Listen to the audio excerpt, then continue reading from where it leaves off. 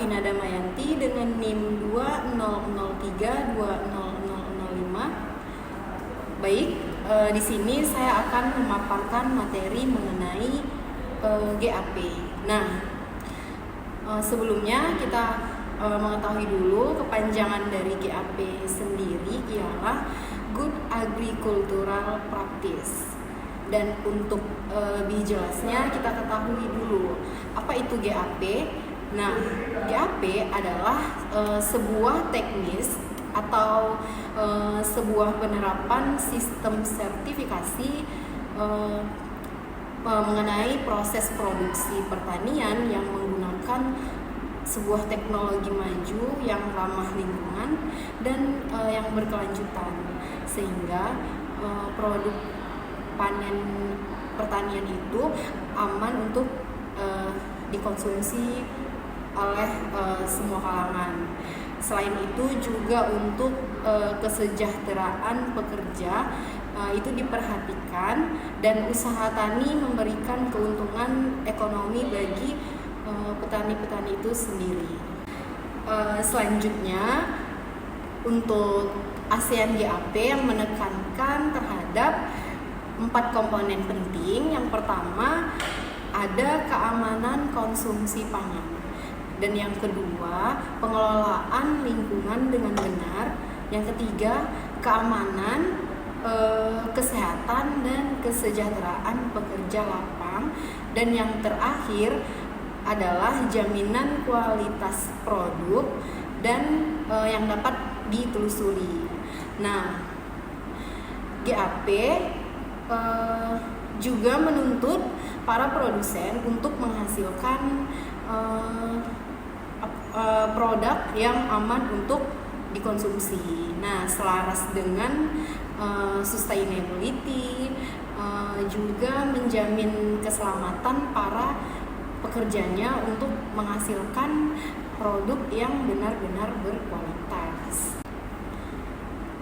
Selanjutnya, dengan menerapkan GAP yang memiliki standar operasional prosedur atau yang biasa sering kita sebut dengan SOP tertentu, diharapkan agar semua sistem budidaya yang dilakukan itu dapat memberikan banyak manfaat bagi terhadap produk yang dihasilkan. Nah, pekerja juga mampu untuk meminimalisir cemaran terhadap lingkungan di sekitar.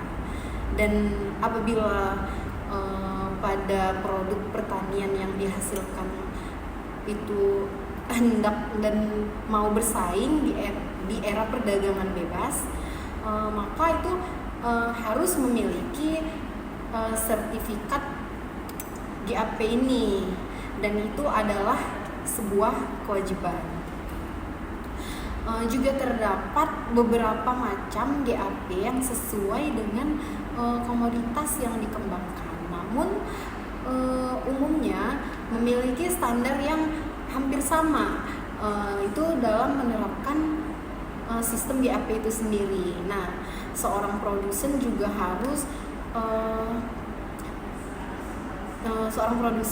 harus memenuhi beberapa ketentuan wajib. Nah, ketentuan anjuran dan ketentuan yang disarankan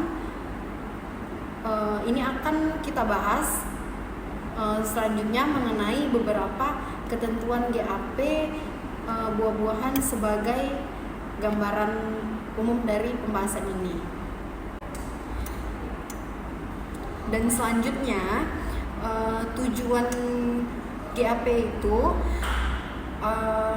yang pertama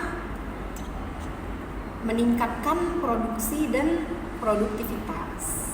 Nah, yang kedua itu meningkatkan mutu hasil termasuk keamanan konsumsi. Yang ketiga meningkatkan efisiensi produksi dan daya saingnya.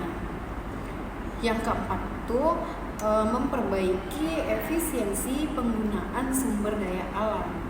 Yang kelima, mempertahankan kesuburan lahan, kelestarian lingkungan, dan sistem produksi yang berkelanjutan. Yang keenam, tujuannya itu mendorong para petani dan kelompok tani untuk memenuhi atau memiliki sikap mental yang bertanggung jawab terhadap kesehatan dan keamanan diri, termasuk keamanan lingkungan juga. Yang ketujuh, tujuannya itu meningkatkan peluang penerimaan oleh pasar internasional. Dan tujuan yang terakhir dalam GAP ini yaitu memberi jaminan keamanan terhadap konsumen. Adapun syarat lahan untuk budidaya pertanian ini, pertama sebelum dilakukan penanaman harus kita perhatikan terlebih dahulu jenis lahan, lokasi dan sebagainya untuk penanaman sesuai dengan standar yang telah ditentukan. Yaitu yang pertama itu lokasi kebun atau lokasi lahan harus sesuai dengan RUTR atau RDTRD dan peta wilayah komoditasnya. Yang kedua, lahan bebas dari cemaran limbah berbahaya dan beracun. Yang ketiga, kemiringan lahan lebih kurang itu 30% untuk komoditas sayur dan buah untuk pada riwayat lokasi tersebut. Yang keempat itu ada catatan riwayat penggunaan lahan itu sendiri. Yang kelima, pemetaan lahan. Nah, terdapat rotasi pada tanaman yang terkhusus pada tanaman semusim dan tersedia peta penggunaan lahan. Yang keenam yaitu kesuburan lahan. Kita harus melihat apakah lahan itu cukup baik dan melakukan tindakan untuk mempertahankan kesuburan lahannya. Nah, yang ketujuh itu ada penyiapan lahan dilakukan dengan cara yang dapat memperbaiki atau memelihara struktur tanah, dapat menghindari erosi, pemberian bahan kimia untuk penyiapan lahan dan media tanam tidak mencemari lingkungan. Yang kedelapan, media tanam. Nah, dalam media tanam itu diketahui sumbernya tidak mengandung cemaran bahan berbahaya dan tidak mengandung bahan beracun juga. Kemiringan 30%, perlu dilakukan tindakan konservasi.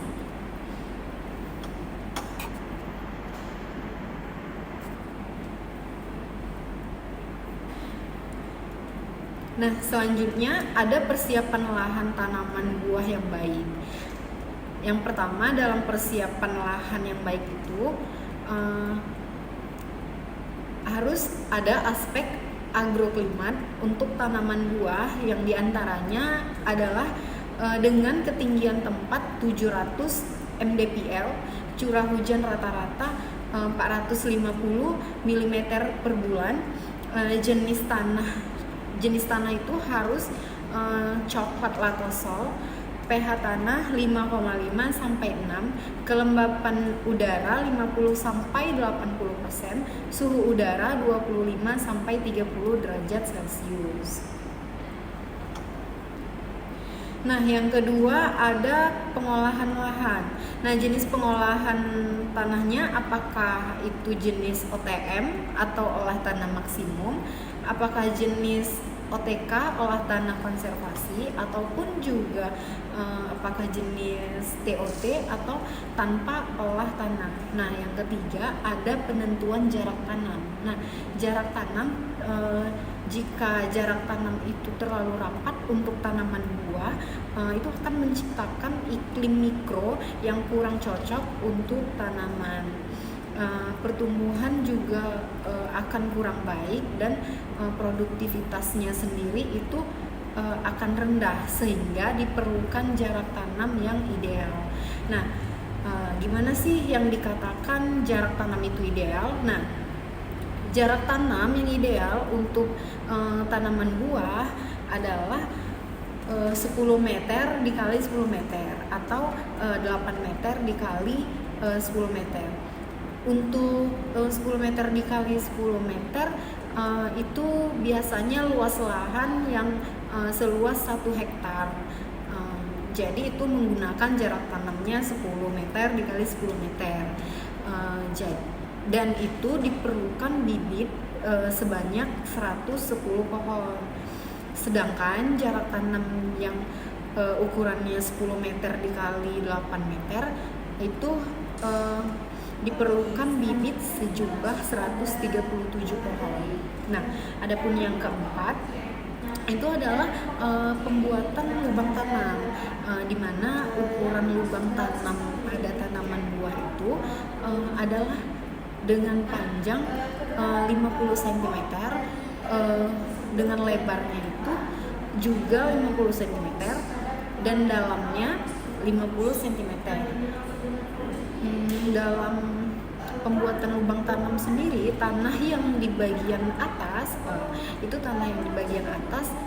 kita gali sedalam 30 cm, sedangkan untuk tanah yang di bagian bawahnya itu kita gali sedalam 20 cm. Jadi lebih besar jadi lebih banyak yang digali tanah yang di bagian atasnya daripada tanah yang di bagian bawah yang hanya 20 cm. Nah, untuk yang tanah di bagian atas itu dengan tanah yang di bagian dalam itu jangan kita campur. Itu misalnya bagian atas, intinya kita tidak boleh mencampur tanah yang di bagian atas dengan tanah yang di bagian dalam. Misalnya bagian atas itu kita harus menyimpan di sebelah kanan.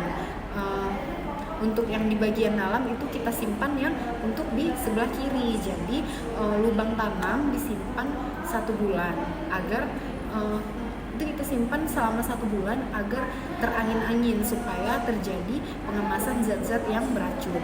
Nah, untuk poin yang kelima itu ada pemupukan, di mana jenis pupuk yang digunakan itu adalah pupuk yang organik dan anorganik yang terdaftar kayak gitu. Jadi pupuk organik itu sendiri telah mengalami dekomposisi dan layak untuk digunakan. Nah, penggunaan pupuk harus sesuai anjuran dan kotoran manusia itu tidak boleh digunakan. Pupuk harus disimpan pada tempat aman, kering, yang terlindungi dan juga bersih. Dan selanjutnya itu ada penanaman. Apa sih itu penanaman dan harus menggunakan benih yang bagaimana sih dalam penanaman itu? Nah, di sini kita akan membahas. Nah, dalam penanaman kita harus menggunakan benih dari varietas unggul dan yang bersertifikat. Dalam benih yang bersertifikat ini juga terdapat label benih harus di mana label benih itu harus disimpan untuk memudahkan penelusuran apabila dalam penelusuran itu terjadi ketidaksesuaian pada saat budidaya dan apabila memberikan perlakuan benih dengan bahan kimia harus yang sesuai dengan anjuran. Selanjutnya, penanaman dilakukan pada awal musim hujan. Itu dilakukan pada pagi hari, sekitar pukul kita memulainya pada sekitar pukul 6 sampai pukul 9. Itu agar bibit tidak mati akibat terkena suhu panas sinar matahari. Dan kita harus melihat dan usahakan setiap area tanah itu harus diberikan jerami atau media daun kering. Hal ini dilakukan agar tingkat kelembapan tanah tetap optimal, dan kita biarkan penutup tersebut selama kurang lebih 2-3 bulan. Setelah itu baru dibersihkan. Nah, menurut WHO ada beberapa hal yang harus diperhatikan pada GAP dalam penanaman obat. Yang pertama, ada pemilihan tanaman obat. Yang kedua, mengidentitaskan botani. Yang ketiga itu spesimen tanaman obat. Yang keempat, propagasi tanaman. Yang kelima, bibit dan material. Yang keenam, organisasi kesehatan dunia. Yang ketujuh, kultivasi atau pemanenan. Yang kedelapan, personel. Nah, dalam pemilihan tanaman obat, itu kita harus sesuai dengan farmakope nasional atau dokumen sejenis pada negara tersebut atau negara lain jika negara yang bersangkutan itu tidak ada.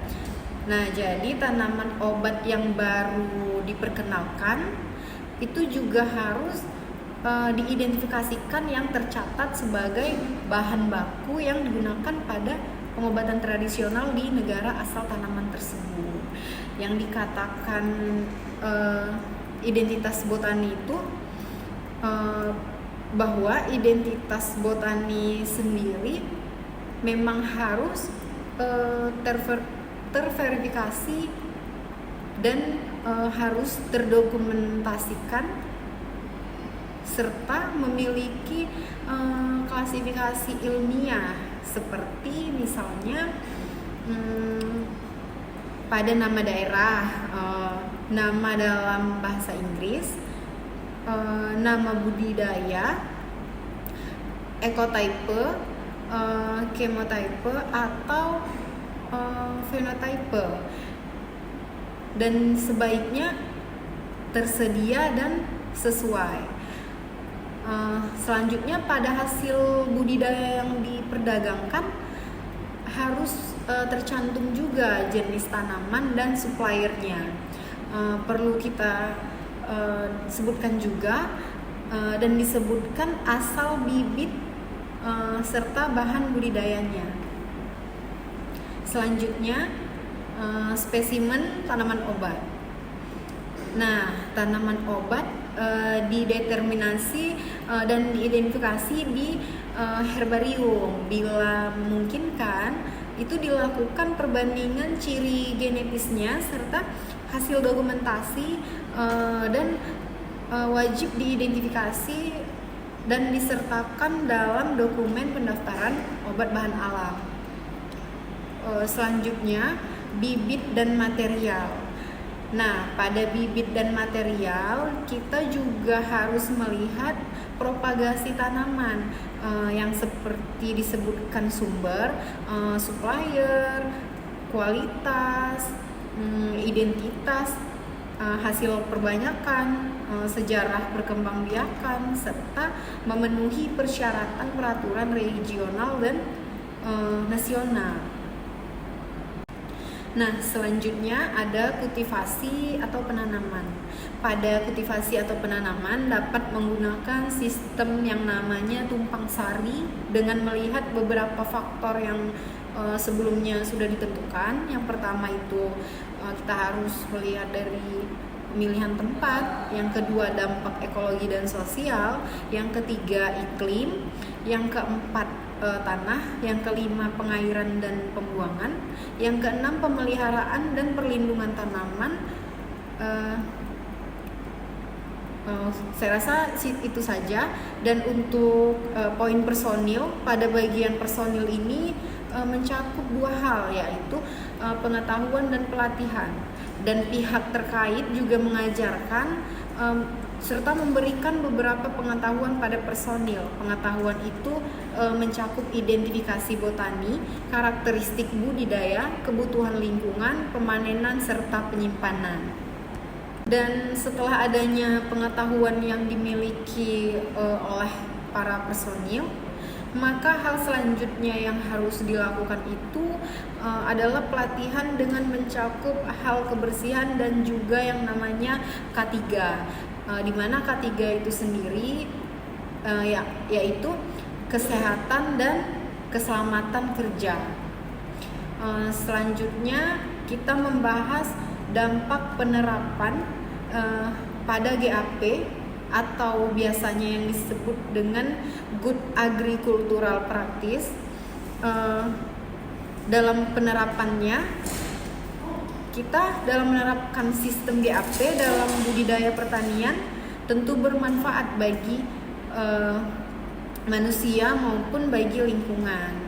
Hanya saja karena prosesnya yang begitu ketat dengan tingkat keteraturan yang tinggi, membuat produk hasil GAP itu memiliki harga yang lebih tinggi dari ada produk hasil budidaya yang biasa kayak gitu.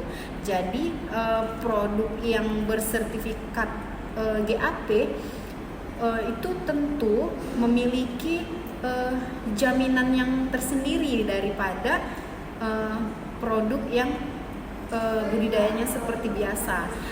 Jaminan tersendiri itu bagi konsumen apabila nanti ditemukan ketidaksesuaian karena melalui sistem GAP, semuanya itu sudah tercatat dan sudah terdata juga sejak pemilihan lahan hingga produknya yang dihasilkan.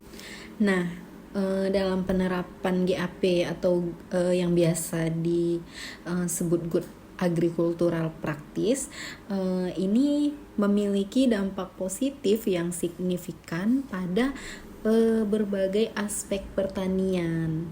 Nah, beberapa dampaknya itu yang pertama yaitu peningkatan kualitas produk.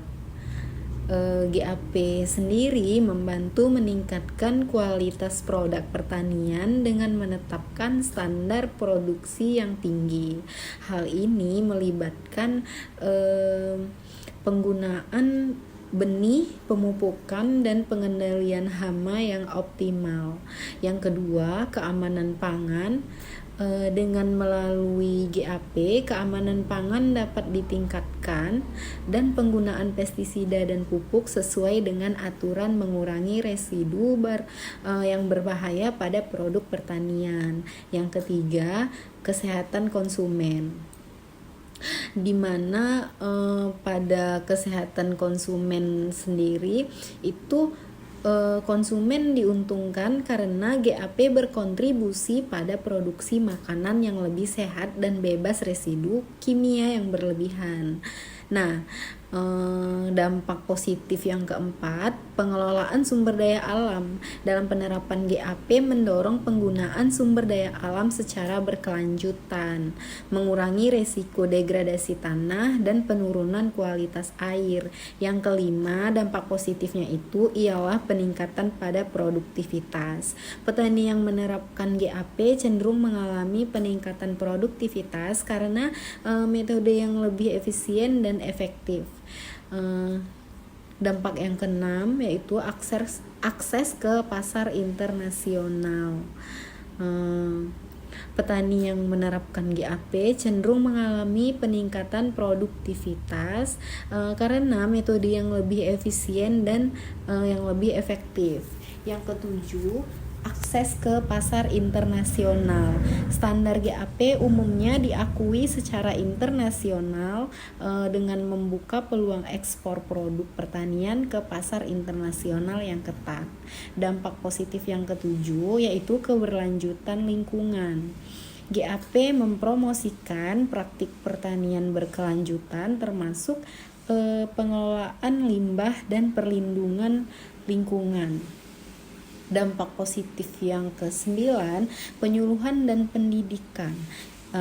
Dengan penyuluhan dan pendidikan, petani mendapatkan manfaat dari suatu program penyuluhan yang kiranya sangat-sangat mendukung penerapan GAP serta meningkatkan pengetahuan mereka tentang teknik pertanian yang lebih baik.